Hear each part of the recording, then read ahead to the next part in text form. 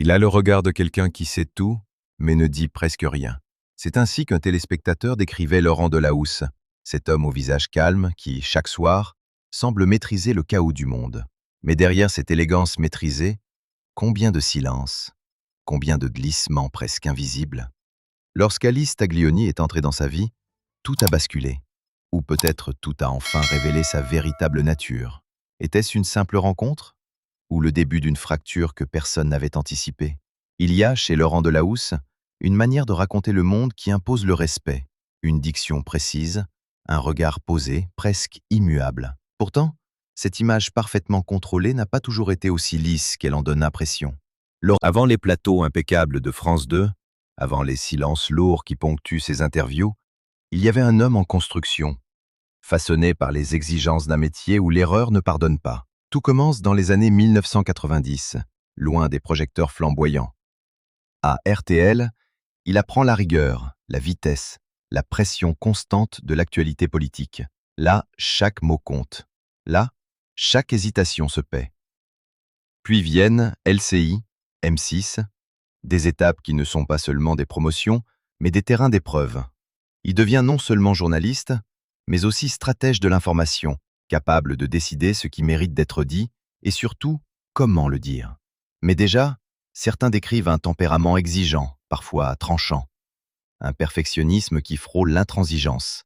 En coulisses, des voix murmurent qu'il peut changer un angle éditorial à la dernière minute, bouleversant le travail de toute une équipe. Est-ce là le prix du talent? Ou le signe d'un homme qui refuse de laisser le hasard s'immiscer dans son récit? Quand il arrive sur France 2 en 2006, le paysage médiatique français le regarde avec attention. Remplacer des figures établies n'est jamais anodin. Pourtant, Laurent Delahousse ne cherche pas à imiter. Il impose progressivement sa propre signature. Un style plus feutré, presque cinématographique. Une manière de suspendre le temps, même dans l'urgence de l'information. Et puis il y a ces émissions qui vont changer sa trajectoire. Un jour, un destin n'est pas seulement un programme, c'est une déclaration d'intention. Comprendre les figures publiques, creuser derrière les apparences, révéler les failles. Ironie subtile.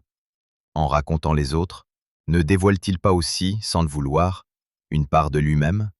Mais l'image, aussi maîtrisée soit-elle, n'est jamais totalement à l'abri. Une erreur de langage, lors d'un entretien avec François Hollande, suffit à fissurer la perfection. Un simple mot, métaurier, au lieu de métrier, et la machine médiatique s'emballe. Les réseaux sociaux s'en emparent, moquent, amplifient.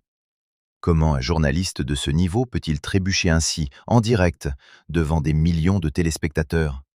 Était-ce un détail insignifiant? Ou le signe que derrière la maîtrise apparente, la pression ne cesse jamais vraiment? Et ce n'était pas un cas isolé. Certaines éditions du journal ont dû être corrigées après diffusion.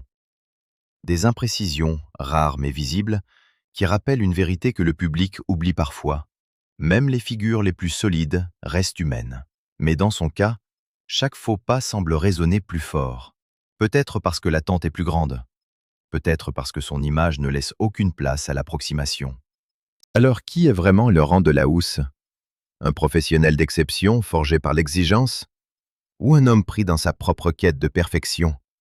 Et surtout, à quel moment cette quête a-t-elle commencé à empiéter sur sa vie personnelle jusqu'à en bouleverser les équilibres les plus intimes?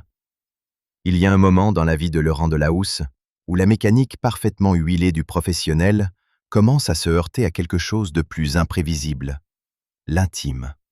Car si sa trajectoire publique semble suivre une ligne ascendante, stable, presque exemplaire, sa vie personnelle, elle, avance selon d'autres règles, plus silencieuses, mais infiniment plus bouleversantes. Pendant des années, il partage sa vie avec Florence Kieffer, une journaliste reconnue, sœur de Tina Kieffer. Une relation solide en apparence, discrète, construite loin des excès médiatiques. Ensemble, ils fondent une famille, accueillent 2 filles, Liv Hélène et Sacha. Rien ne semble devoir troubler cet équilibre.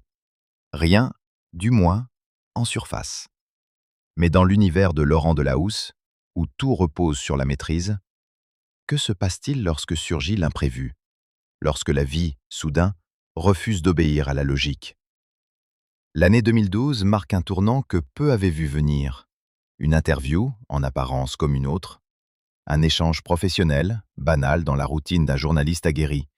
Et pourtant, c'est là que quelque chose bascule. Face à lui, Alice Taglioni, une actrice lumineuse, libre, à 1000 lieues du cadre rigide de l'information télévisée. On parlera plus tard de coup de foudre. Mais que signifie réellement ce mot dans la vie d'un homme habitué à tout anticiper? Était-ce une faille dans son contrôle ou une révélation qu'il ne pouvait plus ignorer? À partir de cet instant, des lignes se brouillent. Officiellement, rien n'est dit, rien n'est confirmé. Mais dans les cercles médiatiques, les regards changent, les murmures circulent. On observe, on devine, sans jamais pouvoir affirmer. Et c'est peut-être là que réside toute la tension, dans cet espace entre ce qui est visible et ce qui ne l'est pas encore. La relation avec Florence Kieffer, jusque-là stable, commence à se fissurer, lentement, sans scandale public, sans éclat. Une séparation autour de 2013, presque silencieuse. Pas de déclaration fracassante, pas de conflit exposé, juste une distance qui s'installe et une vie qui se redessine. Comment expliquer une rupture quand tout semblait tenir? Est-ce le poids des années, la fatigue d'un quotidien trop contrôlé, ou l'irruption d'un sentiment impossible à contenir? Ce qui frappe dans cette période, c'est le contraste. D'un côté, l'homme public reste impeccable, présent chaque week-end à l'antenne, incarnant la stabilité de l'information. De l'autre, l'homme privé traverse une transformation profonde, presque invisible pour le grand public. Et au cœur de cette transformation, une question demeure, suspendue. Laurent Delahousse a-t-il choisi cette rupture? Ou s'est-il laissé emporter par quelque chose de plus fort que lui? Car ce n'est qu'après, bien après, que la vérité commencera à prendre forme. Lentement, inévitablement. Et lorsque le silence finira par se fissurer, ce ne sera plus seulement une histoire d'amour, ce sera une révélation qui redéfinira toute son image. Puis, presque imperceptiblement, le silence se transforme en évidence. Ce qui n'était que murmure devient une présence. Laurent Delahousse ne dit rien, ou presque. Mais son regard, lui, change. Plus posé encore, mais traversé d'une lumière nouvelle, difficile à ignorer. Lorsque la relation avec Alice Taglioni finit par apparaître au grand jour, autour de 2014, il n'y a ni déclaration spectaculaire, ni mise en scène calculée. Juste une confirmation implicite, presque élégante dans sa retenue, comme si tout devait rester à sa place, le privé à l'abri, le public sous contrôle. Et pourtant, dans l'imaginaire collectif, quelque chose bascule. Le journaliste irréprochable devient aussi un homme de désir, de choix, de rupture. Était-ce une trahison silencieuse envers son passé? Ou le courage discret d'assumer une nouvelle vie? Très vite, leur histoire s'ancre dans le réel. Une fille, Swan, née en 2016, puis un fils, Lino, en 2019. Deux prénoms qui n'apparaissent pas dans les journaux télévisés, mais qui redessinent entièrement le quotidien de Laurent Delahousse. Derrière le présentateur, il y a désormais un père, à nouveau, dans une autre configuration, dans un autre équilibre. Mais peut-on réellement reconstruire sans porter les traces de ce que l'on a laissé derrière soi? Car si cette nouvelle vie semble apaisée, presque évidente avec le temps, elle n'efface pas les zones d'ombre. Certains observateurs évoquent une transition trop rapide, d'autres une histoire née dans un entre-deux fragile. Rien n'est officiellement contesté, rien n'est explicitement reconnu non plus. Et c'est précisément dans cet espace flou que l'image de Laurent Delahousse devient plus complexe. Lui, l'homme des récits maîtrisés, se retrouve au cœur d'un récit qu'il ne contrôle pas totalement. Chaque apparition avec Alice Taglioni est scrutée, chaque silence est interprété, chaque geste analysé. Le public, habitué à le voir interroger les autres, commence à lui poser, à distance, ses propres questions. Il y a ces moments de télévision, plus fragiles qu'ils n'y paraissent. Une remarque déplacée d'un invité, une allusion à sa vie privée et soudain, l'équilibre vacille. Laurent Delahousse, habituellement si maître de lui, se fige, perd brièvement le fil. Une seconde à peine, mais suffisante pour révéler qu'il existe, derrière le professionnel, une zone sensible, presque vulnérable. Comment réagit-on lorsque sa vie personnelle devient un sujet public sans jamais avoir vraiment choisi de l'exposer? Ce qui fascine au fond, ce n'est pas seulement son histoire avec Alice Taglioni, mais la manière dont il la porte, sans excès, sans justification, comme si tout devait rester suggéré, jamais expliqué. Mais ce choix du silence est-il une force ou une manière d'éviter certaines vérités? Car à mesure que les années passent, une autre rumeur commence à émerger, plus récente, plus trouble. Une rumeur qu'il ne pourra peut-être pas contenir indéfiniment. Et cette fois, ce ne sera plus seulement une question de cœur, mais d'image, de contrôle, et de ce qu'il accepte, enfin, de révéler. Le temps a passé, et avec lui, les regards se sont faits plus insistants. Laurent Delahousse continue d'apparaître chaque week-end, impeccable, presque immuable. Mais derrière cette constance, une autre tension s'installe, plus diffuse, plus contemporaine. Une question revient, lancinante. Peut-on encore tout maîtriser à l'ère où chaque détail est observé, commenté, amplifié?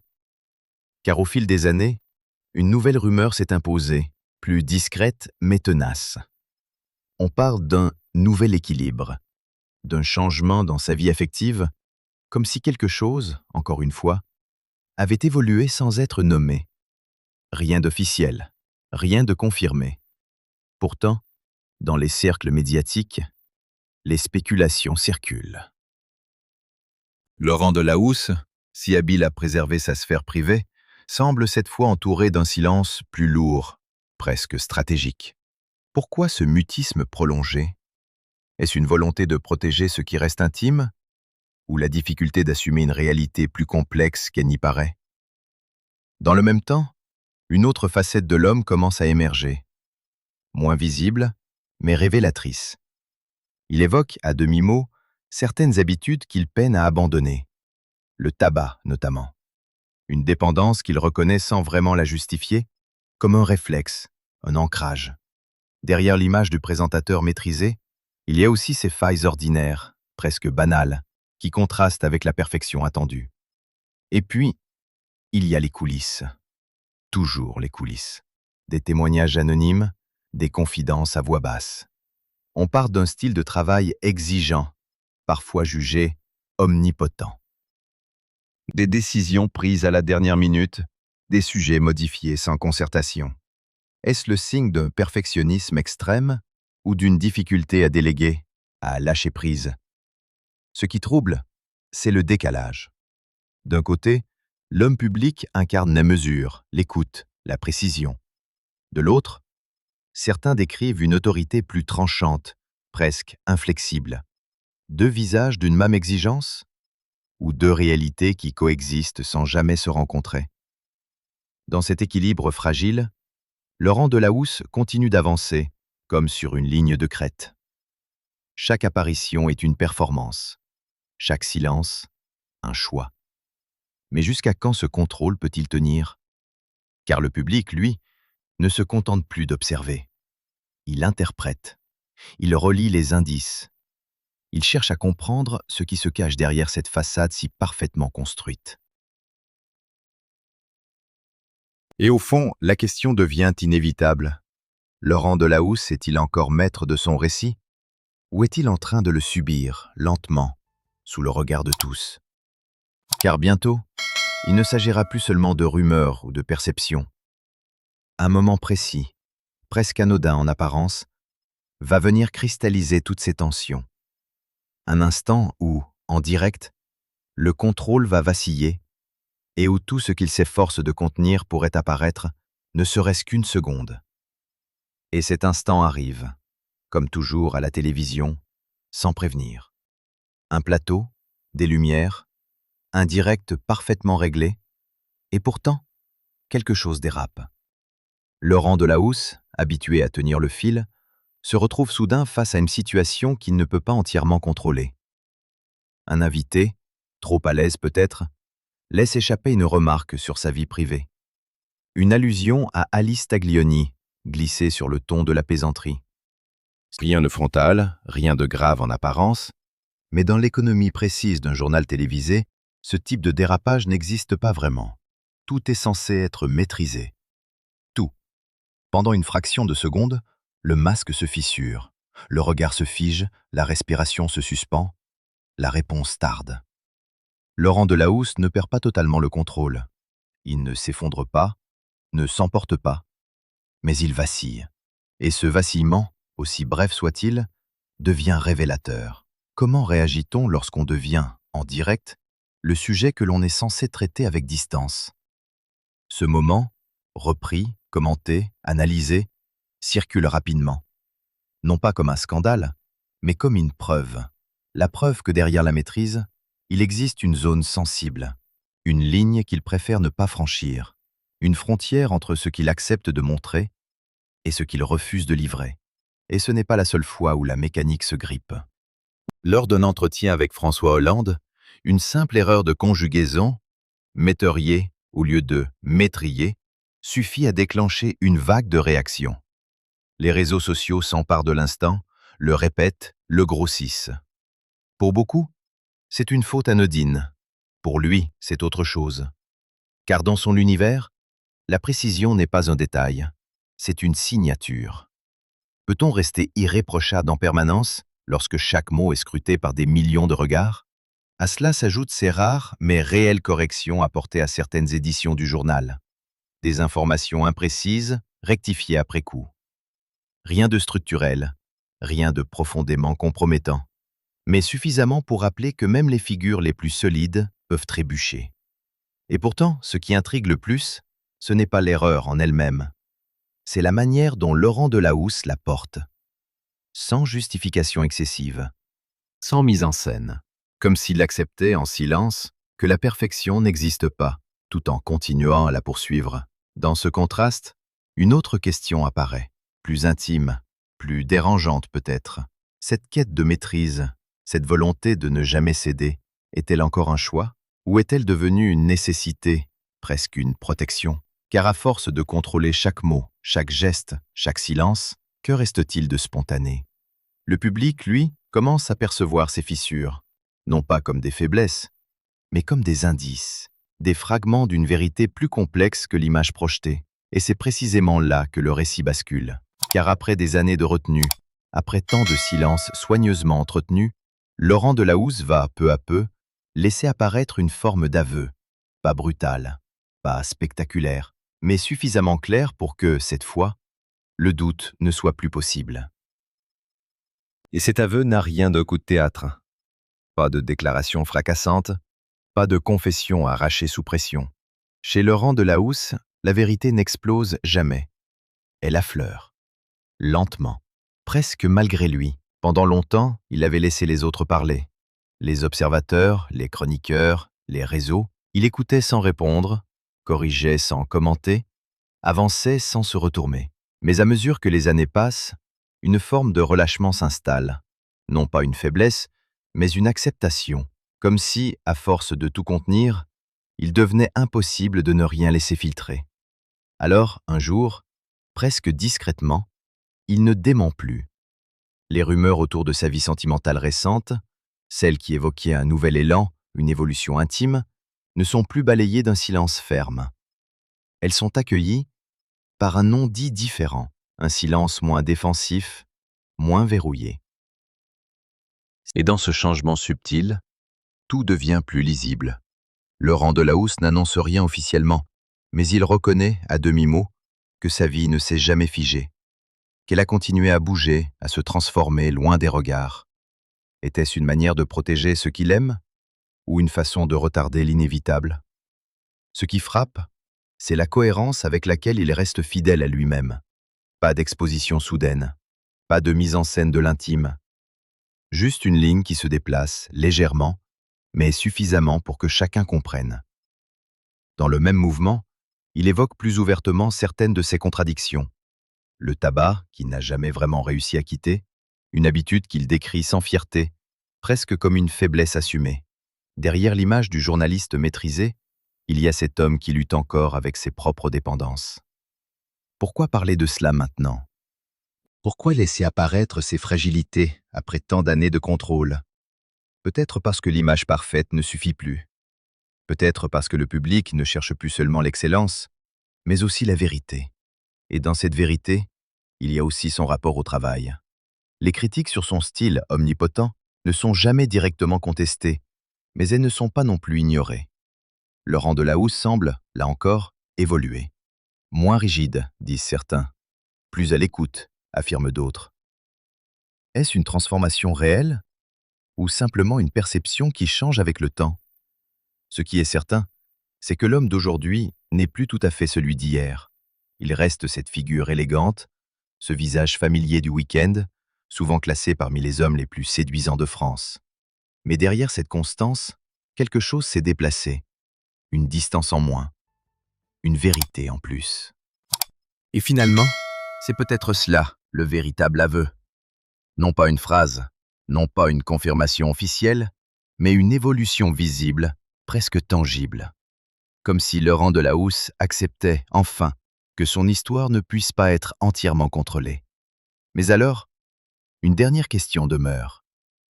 Lorsque l'on passe sa vie à raconter celle des autres, que reste-t-il au moment de se raconter soi-même? Et surtout, que choisit-on de taire encore? Au fond, Laurent Delahousse n'a jamais cessé de raconter des histoires, celles des autres d'abord, avec précision et élégance. Mais la sienne, il l'a écrite autrement, par silence, par détour, par fragments à peine révélés. Entre amour assumé avec Alice Taglioni, zone d'ombre et instant de fragilité, il n'a jamais offert une vérité brute, seulement des indices. Et si au fond, son mystère faisait partie de sa force ou de sa fuite?